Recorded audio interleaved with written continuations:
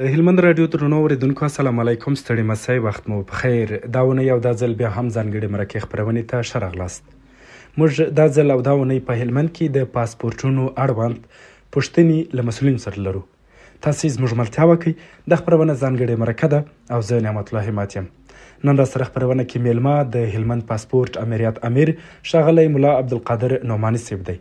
نعماني صیب کورمدان چې موږ ته مو په دې خپرونه کې وخت راکړ. که پیل کړو پوښتمه چې اوس مو څه ډول دی د پاسپورټونو د ویش پروسه او څه ډول دي ستاسې کارونه؟ بسم الله الرحمن الرحیم. السلام علیکم ورحمت الله وبرکاتو. ستاسو میر جهان مننه. د پاسپورټ امریت ورځنۍ چارې په عادي ډول باندې مخته وړل کیږي. د پاسپورټ امریت چارې په انلاین بڼه او آفلاین بڼه باندې مخته وړل کیږي. یو ورځ مخکې مراجعین ثبت نام کوي، دوه ورځې بس نوبت په عادي شکل باندې خپل پاسپورټونه ترلاسه کوي. بالکل. کورمدان نعماني صیب چې دغه د خپل فعالیت په اړه مو هغه لومړنی شی واضح کړ چې مثلا د پاسپورټ د ثبت نام لپاره مو د انلاین او آفلاین بڼه وښودله. که پیل کې دا هم واضح سي چې آفلاین څه ډول ثبت نام دی؟ آیا دلته به امریت ته راځي که نه نورې څانګې هم لرئ یا په ولسوالیو کې هم یو څوک کولی سي چې ثبت نام وکړي؟ ثبت نام په تمام ولایت کې یعنی په تمام افغانستان کې عادي شی دی. یعنی هر کس خانه کولی سي ثبت نام وکړي. انلاین ثبت نام هم کولی سي، آفلاین هم کولی سي. خو انلاین عادي شکل دی. آفلاین د مریضانو دپاره، د تجارانو دپاره، د اقامه والا دپاره په یو ضروري وخت کې هغه ورکول کیږي. چند ورځې چانس نه لري. ورشته هم د پاسپورټ ترلاسه کولو شرایط څه ډول دی اوس وخت کې؟ مثلا یو څوک که پاسپورټ جوړوي شرایط به څه شي؟ د ځوان لپاره څه شي دي؟ د پاخه عمر لرونکي لپاره څه شی دي؟ او که ټول یو دي؟ د پاسپورټ شرایط خو داسې علیحده شرایط نه لري، خو بیا هم څه ناڅه شان لري. هغه لکه د تذکرې جوړوالی چې تذکره به تایید ولري. مثال هر څوک چې مراجعه کوي باید تذکره لازمي برابر وي. بعضې خلکو تذکرې خراب وي، عکس یې خراب شوی، نو موږ بیا ورته وایو چې لاړ شه نوې مسنه تذکره واخله. او ښه خبره دا ده زموږ د ولس لپاره چې د برېښنایي تذکرو څخه نور آینده وخت کار واخلي، نور د کاغذي تذکرو څخه ډډه وکړي. هغه اکثره خراب شوي یا عکس خراب شوی یا ټاپه خراب شوی یا تایید ونه لري. نو ښه طریقه دا ده چې ټول مراجعین و برېښنایي تذکرو ته مخ واړوي. یو بله پوښتنه چې د برېښنایي تذکرو یادونه مو وکړه. د برېښنایي تذکرو کار له کاغذي تذکرو څخه اسانه دی که بیا په راتلونکي ستونزه نه پیښېدلی سي؟ یعنې ښه والی په څه شي کې دی؟ بهتروالی ولې لري؟ بهتروالی خو یې دا دی د برېښنایي تذکرو تر کاغذي تذکرو توپیر دا دی چې مثال په آینده وخت کې مشکل نه لري.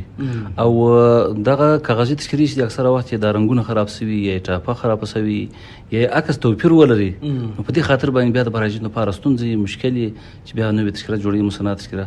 نو هغه برېښنایي تذکره چې ده هغه ستونزه نه ایجادوي آینده وخت لپاره. زه دې ته هم راځم. ځینې اورېدونکي به دا سوال ولري چې د پاسپورټ امریت څومره کار کوي؟ په تیر کال او سږ کال کې مو څو جلده پاسپورټونه ویشلي؟ هغه ارقام یې شته؟ موږ په تیر کال کې الحمدلله د هلمند ولس دپاره په تعداد باندې د 1403 کال ده 40,190 جلده پاسپورټ توزیع کړي دي. د 1404 کال د حمل سرور د میاشتې د 4,340 جلده پاسپورټونه موږ توزیع کړي دي هلمندي ولس ته. بالکل. د دغه پاسپورټونو ویش ډېری وخت په ولسوالیو کې ډېر کیږي که نه د مرکز خلک ډېر پاسپورټونه ترلاسه کوي؟ په دې کې کوم توپیر نشته. د ولسوالیو خلک هم مراجعه کوي، پاسپورټونه اخلي، د مرکز خلک هم پاسپورټونه اخلي. خو ډېر هغه ولسوالۍ په کې دغه ډېر نغښتي دي چې هغه د خارج ملک سره همسرحد وي، هغه خلک ډېر مراجعه کوي د پاسپورټ لپاره. مثلا لکه زموږ بارامچا ولسوالي ده مثال، او دارنګه دیشو ولسوالي ده مثال، دارنګه خانشین ولسوالي ده، ګرمسیل ولسوالي ده، او دا نور خلک په عادي شکل باندې کار کوي. د نور ولسوالۍ ده کوم توپیر نشته پکې. بالکل. دغه ارقام چې د نورو کلونو په پرتله لوړ دي که کښته؟ یا د نور کلو په پرتله باندې الحمدلله 1403 کال یعنی یو په 3 هم زیاتو. ډېر توپیر یې کړی دی. خلکو ته سهولت جوړ شوی دی، اساني جوړه شوې ده. هر سړی کولی شي په عادي شکل باندې په آزاد فضا کې راشي، خپل پاسپورټ واخلي د سهولت په وجه باندې. یعنې د پاسپورټ کار اوس الحمدلله په هلمند ولایت کې یا په ټولو ولایتو کې په نیم ساعت کې ټوله کار اداري چارې خلاصېږي. بالکل. نو په دې وجه باندې خلکو مراجعه ډېره کړې ده. دا ښه خبر هم ده. امیر صاحب که یوه پوښتنه لا بله وسي، ځکه ډېری هیوادوال به د پاسپورټ د ثبت نام پر مهال یا ډېرې پیسې ورڅخه مصرفېږي یا به څنګه د پاسپورټ د ثبت نام لپاره مو نرخنامه ټاکلې یا مو نرخنامه اعلان کړې؟ که مو نرخنامه اعلان کړې یو څوک که پاسپورټ د ثبت نام کوي باید څو پیسې ورکړي؟ د پاسپورت د ثبت نام دپاره د مرکز او ولایاتو دپاره د انلاین ثبت نام دپاره 200 افغانۍ موږ ټاکلي دي د ریاست لخوا څخه. بیا مثال د ټولو ولایتو کې د هغه د دوی نرخنامه ده. نو د عام ولس دپاره مو دا خبره ده چې مثال تر 200 افغانۍ ثبت نام که هر چا ته ورکول شوی د دوی خپل هم ظلم کوي او هغه هم ظلم ورسره کوي. دوی باید تر 200 افغانۍ نور که چارج نه اخیستلې هغه دې موږ ته بیا مراجعه کوي چې موږ څخه تر 200 افغانۍ زیاتې واخیستلې. تر 200 افغانۍ بالا زود ورنکړي. دا دوی نرخ دی. که په دغه منځ کې یو بله پوښتنه وکړم، د 15 کلن او 10 کلن پاسپورت ترمنځ توپیر څه شی دی؟ کوم اسانه کیږي یا شرایط د کوم یو اسانه دي؟ که شرایط ډېر فرق نه لري؟ شرایط خو د دې دوه پاسپورټونو د 10 کلن او 15 کلن د هېڅ توپیر نه لري.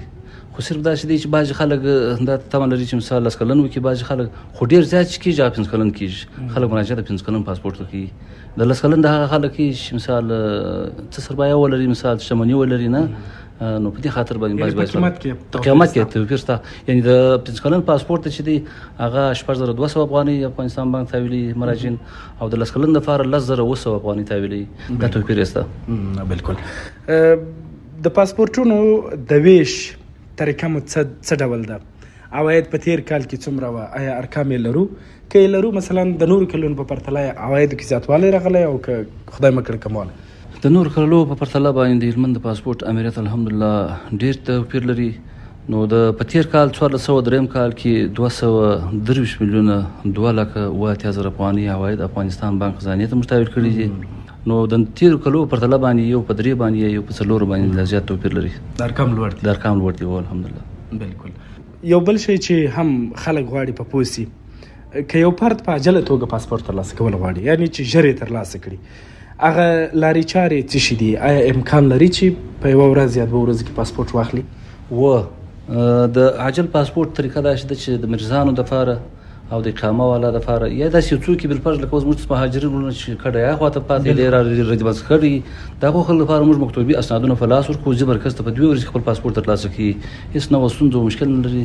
د عاجل پاسپورت داسې طریقه ده. ښه. بالکل. په دې بیا مصرف تر نورو ډېر راځي که نه؟ دا هم هغه پیسې چې مثلا یو چاته دلته دی باید د افغانستان بانک ته تحویل کړي، عاجل والا ته هم دومره دي، که یو اندازه بیا ډېري یا توپیر نه لري په قیامت کې. قیامت یو قیامت دی، خو صرف دا قدر کې توپیر دی چې مثال دا عجل دی هغه چې د پادي شکل باندې په 10 تر 15 شپو پورې دلته افغان پوسټ د لارې راتنقل کېږي، هلمند ته رارسېږي. نور توپیر نه لري په پیسو کې. هغه پیسې افغانستان بانک ته تحویلېږي. څومره ښه خبره. خلکو ته اساني ده یو ډول. او په ولایتونو او مرکز کې د پاسپورت ترلاسه کولو کوم توپیر شته؟ ځینې خلک وایي چې که مرکز ته موږ ولاړ سو هلته به پاسپورت ژر ترلاسه کړو. آیا دغه خبره هم حقیقت لري؟ دا توپیر خو په دې وجه باندې شته چې مرکز چې دی هغه هلته خپل پاسپورټونه چاپوي. زموږ ولایتو ته چې دی هغه د افغان پوسټ د لارې نقل کېږي. نو دغه لارې مثال څه توپیر لري؟ مثال نور حالت هم دغه ثبت نام دی په مرکز کې، نو دا توپیر دی چې هلته چاپېږي خپله، یعنې په 1 ورځ په 2 ورځې کې ورکول کېږي، او دلته چې دی د افغان پوسټ د لارې نقل کېږي. دا قدر توپیر شته. بالکل. یعنی یوازې توپیر په دغه ژر ورکړه او ځنډ کې دی، نور توپیر نه لري. بالکل. زموږ ځینې اورېدونکي به وایي چې پاسپورت خپله څه شی دی. که زه اورېدونکو ته لږ معلومات ورکړم، پاسپورت یعنی نړیواله تذکره. ځینې خلک د پاسپورت څخه یوازې دا اخذ کولی شي که چا پاسپورت ترلاسه کړي نو دی به هر هېواد ته تللی شي، خو نه، هغسې به نه وي. ځکه یو څوک که پاسپورت ترلاسه کوي وروسته به د هغه لپاره ویزه د کوم هېواد څخه چې څوک سفر کوي ویزه به اخلي او بیا به هغه هېواد ته سفر کوي. نعماني صاحب که یو بل شی زموږ اورېدونکو ته واضح کړئ چې دلته دوی راځي مراجعه کوي، اوس د پاسپورت امریت کې څومره اسانتیاوې راغلي دي؟ مثلا پخوا د مراجعینو لپاره د ناستې ځای ډېر نه و، اوس کم پرمختګونه نوي سته چې تاسې اورېدونکو ته واضح کړئ؟ موږ د هلمند پاسپورت امریت کې داخل د مراجعینو لپاره ډېر سهولتونه الحمدلله رامنځته کړي دي. یو په د یخو د ګرمۍ بندوبست هم ورته کړی ده چې راشي، او بل د ناستې دپاره مو چوکیانې او دا ترتیب ورته جوړ کړی دی، د یخو اوبو ترتیب مو ورته جوړ کړی دی، د زنانه او مردانه تمځایونه مو سره جلا کړي دي چې انتظارګاوې دي. د زنانه د جلا انتظارګاه ده چې په اوس وخت کې د خونیکې دپاره هم ترتیبات ورته جوړ کړي دي. الحمدلله هلته یې د اودسو طریقه، د لمنځو طریقه هر څه برابره ده. نو د زنانه ځای هم جلا دی الحمدلله، د مردانه ځای هم جلا دی. په ډېر اسانۍ باندې دلته د پاسپورت د راتګ دپاره دوی ستونزه حل کېږي او هېڅ نوع مشکل هم نه لري الحمدلله. نو دا څونه ښه خبره. یو بل شی چې هم باید وویل سي، د پاسپورټونو د ورکړې پر مهال ځینې وخت مثلا یو څوک معلول وي، یو څوک مثلا ستونزه ولري، مریض وي، که هغه سړی د بایومتریک تر وخت وروسته راسي، آیا بیا یو قریب کولی شي چې پاسپورت ترلاسه کړي د افغان پوسټ څخه یا بله طریقه؟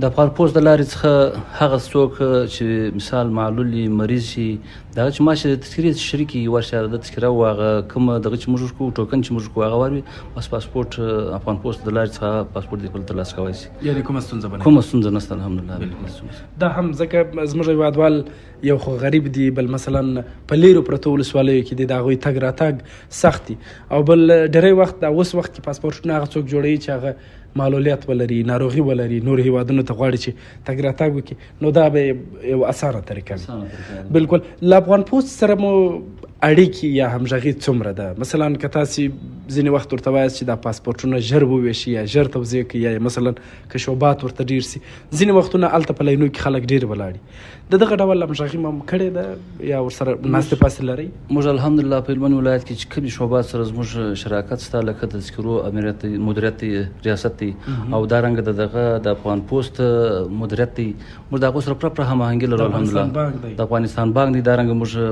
او دارنګه مستوفیات دی موږ د دې سره پوره موږ جلسې مو سره کوو سره کښېنو هم مجلسونه مو سره کوو او پوره هماهنګي موږ سره لرو د افغان پوسټ د طریقې څخه اوس د پاسپورټو ویش ډېر اسانه شوی دی الحمدلله د پخوا په پرتله باندې د مراجعینو لپاره انتظارګاه جوړه شوې ده د یخو د ګرمۍ بندوبست یې شوی ده د یخو اوبو د دې بندوبست یې شوی ده خو مراجعین ډېر په اسانۍ باندې الحمدلله هلته پاسپورټ ترلاسه کولی شي هېڅ ډول ستونزه مشکل هم نه لري ډېره مننه کور مدان چې موږ ته مو وخت راکړ او زموږ سره مو ځانګړې مرکه خپرونه کې هغه معلومات شریک کړه چې هغه د پاسپورټونو د ترلاسه کولو په برخه کې وو که تاسې بل داسې څه ویل غواړئ چې هغه د ټولو لپاره اړین هغه به څه وي مهرباني زموږ خپل عام ولس ته دغه توصیه ده دا مو ورته خبره ده او ټولو ته هم دا خبر ورکوو چې د پاسپورټ امریت ستاسو پر مخ باندې خلاص دی تاسو به هر وخت کې کولی شئ چې راسئ خپل پاسپورټونه واخلئ یو ورځ مخکې ثبت نام ورته وکړئ خپله کاغذي تذکره د ځانه سره مثال که مشکل ولري ستونزه ولري یا تایید ونه لري یا عکس خراب ټاپه خرابه شوي دا باید حل کړي بیا موږ ته راسي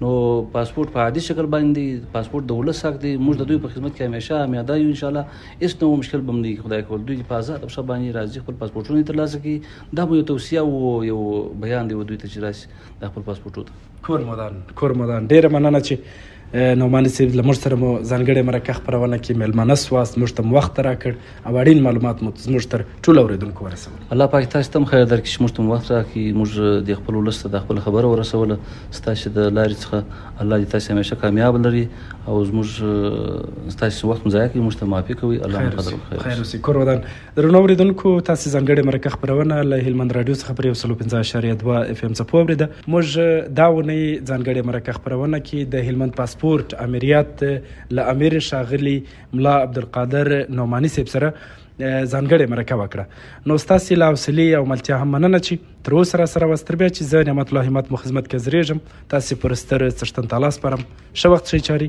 د الله په امان